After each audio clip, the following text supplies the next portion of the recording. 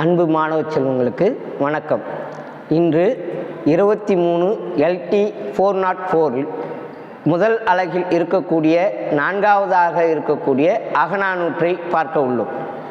அகநானூறு அகம் கூட்டல் 4 கூட்டல் 100 அகநானூறு என்று ஆயிற்று. அகம் என்ற சொல்லுக்கு பல பொருள்கள் உண்டு. மனம், வீடு, உள்ளிடம், காம இன்பம், ஆகாயம், உலகம், எண்ணம், அகப்பொருள், மருதம், ஆன்மா போன்ற பல பொருள்கள் உள்ளன. இந்த அகநானூற்றில் அகம் என்ற சொல் இல்வாழ்க்கையை குறிப்பதாக அமைகின்றது. அகநானூறு 13 அடி சிற்றில்லையும் 31 அடி பேரல்லையும் உடையது. 22 பாடல்கள் 13 அடியிலும் ஒரே ஒரு பாடல் மட்டும் 31 அடியிலும் அமைந்துள்ளன. இந்த அகநானூற்றை தொகுப்பித்தவன் பாண்டியன் உக்கிரப்பெருவிருதி. தொகுத்தவர் மதுரை உப்புரிக்கிழார் மகனார்.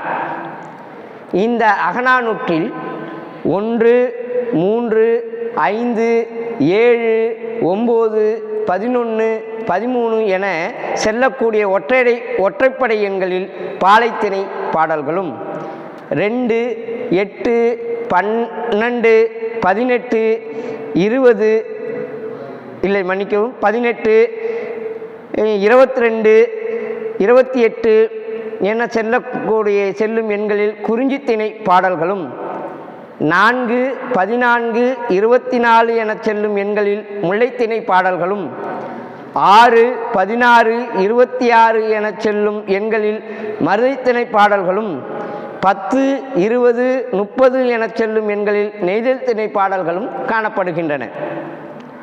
200 பாடல்கள் பாலைத்திணையிலும் 80 பாடல்கள் குறிஞ்சி திணையிலும் 40 பாடல்கள் முல்லைத்திணையிலும் 40 பாடல்கள் மருதத்திணையிலும் 40 பாடல்கள் நெய்தல் திணையிலும் அகநானூற்றில் அமைந்துள்ளன.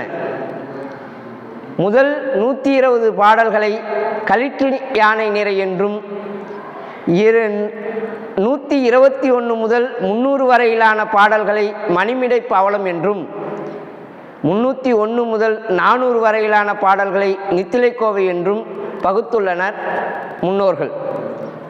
இந்நூலை பாடிய புலவர்களின் எண்ணிக்கை 154 ஆகும். இந்த அகநானூற்றில் மொத்தம் 4 பாடல்கள் உங்களுக்கு பாடமாக வைக்கப்பட்டுள்ளன. உங்களுக்கு பாடமாக வைக்கப்பட்டுள்ள அகநானூற்று பாடலில் முதல் பாடலுக்கான விளக்கம். முதல் பாடல் இது திணை பாலைத்திணையில் அமைந்தது. பாடியோர் மாமூலனார். கூற்று மக்கட்போக்கிய தாய் சொல்லியது. அதாவது கூற்றுக்கான விளக்கம் என்னவென்றால், கள ஒழுக்கத்தில் இடையூறு ஏற்பட்டதனால் தலைவனுடன் தலைவி உடன்போக்கு மேற்கொண்டு விடுகின்றார்.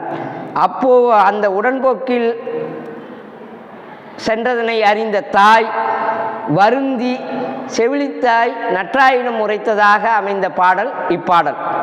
பாடல் வரிகள்: எம்பெங் காமம் இமைவது ஆயின் மெய்மலி பெரும்பூன் செம்மற் கோசர் கொம்மை பசுங்காய் குடுமி விளைந்த பாகல் ஆர்கை பறவைக்கண் பீலி தோகை காவின் துளுநாட்டு அன்ன வருங்கை வம்பலர் தாங்கும் பண்பின் செரித்த சேரி செம்மல் மூதூர் அறிந்த மாக்கட்கு ஆகுகதில்லை தோழிமாறும் யானும் புலம்ப சுயானை சுடர்பூன் நன்னன் பாழி அன்ன கடியுடை வியல்நகர் செரித்த காப்பு இகத்து அவனோடு போகி அத்தை இருப்பை ஆர்கழல் புதுப்பூ துய்தவாய துகள்நிலம் பறக்க கொன்றை அம்சினை குழற்பழம் கொழுதி வன்கை என்கின் வயநிறை வரக்கும் இத்துணை படந்த கொள்கையோடு ஓராங்கு குன்றவேயின் திரண்ட என் மென்தோல் அஞ்சை சென்ற ஆரே என்று செவிலித்தாய் நற்றாய்க்கு உரைப்பதாக அமைந்திருக்கக்கூடிய பாடல் இது. இந்த பாடலின் விளக்கமானது, மூங்கில் போன்ற அழகிய தோள்களை கொண்டிருக்கக்கூடிய என் மகள் நானும் எனது தோழியும் வருந்தும் அளவிற்கு நன்னனின் பாழி என்னும் சொல்லக்கூடிய பதியில் போன்று கட்டுக்காவலோடு இருக்கக்கூடிய இல்லத்தை கடந்து தலைவனோடு உடன்போக்கு மேற்கொண்டு விட்டாள். அவள் சென்ற காட்டு வழியோ மிகவும் கொடியமானது. மரத்திலே இருக்கக்கூடிய கரடி அங்கு இருக்கக்கூடிய இருப்பப்பூவை தின்று உதிர்க்கக்கூடிய இடம். புழுதி கலப்பி சென்று கொன்றையின் பழத்தை கோதக்கூடிய கொடுமையான காடு. அந்த அச்சம் பொருந்திய காட்டின் வழியே என் மகள் செல்வதும் அந்த வழியிலே கோசலர்கள் வாழக்கூடியது. பாகற்காயை தின்னக்கூடிய மயில்கள் எல்லாம் நிரம்ப உடையது. அந்த இடங்களில் இருக்கக்கூடியவர்கள் எல்லாம் வருவோரை காக்கக்கூடிய துளுநாட்டு மக்களை போல. இந்த துளுநாட்டு மக்கள் வரக்கூடியவர்களுக்கு அறிமுகம் இல்லாமல் வரக்கூடியவர்களுக்கு உதவக்கூடியவர்கள். அதுபோல எம் மகள் சென்று இருக்கக்கூடிய இந்த காட்டு வழியிலே இருக்கக்கூடிய மக்கள் என் மகளுக்கு முகம் தெரிந்தவர்கள் போல உதவி அவளுடைய இடர்களை களைவார்களாக என்று சொல்வதாக அமைந்தது இந்த பாடலினுடைய பொருள்.